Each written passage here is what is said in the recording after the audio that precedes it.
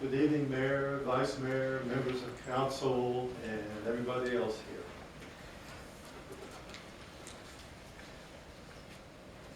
I love Newport News, and I like to think the Newport News can be the best city in this region. But I do visit other cities, and I watch what they're doing. So when I heard something in the news recently about what Norfolk was doing about Ocean View, and how they were buying up some properties so they could expand public access to the beach, it seemed very interesting to me.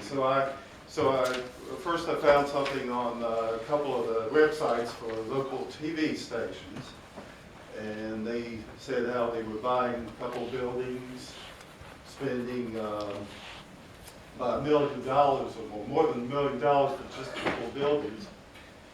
And this is West Ocean View, by the way. Close in the general area where the amusement park used to be.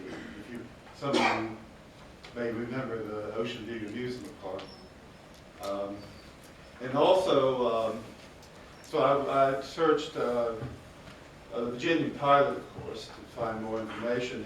And back in March, they had purchased a couple of other properties, and that was for roughly about 2.3 million. So something like that. But what I would like to say is that when the amusement park closed, the city apparently had some control over what was going to happen to that land, because they saved some of it for a park. But what they found out, and some of it, by the way, was developed. There's a high-rise apartment building there and some other buildings. But by the way, apparently they didn't save enough land because they decided they needed more land. So they paid premium price for some older buildings in that neighborhood in order to have access to the beach. And Norfolk actually has about 7.5 miles of beach, according to the article, on there at Ocean View, but a lot of it is not accessible or easily accessible to the public.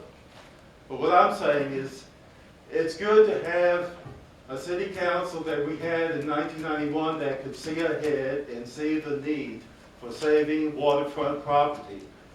And if we don't follow what they decided back then, to save that property, of course, future council may be stuck with the idea of paying premium prices to expand the waterfront access for the public. So think about that. We're actually saving money by not developing that land, but keeping it as a park, which is what the people want. Thank you very much, and have a good evening. Thank you. Janie Bazemore.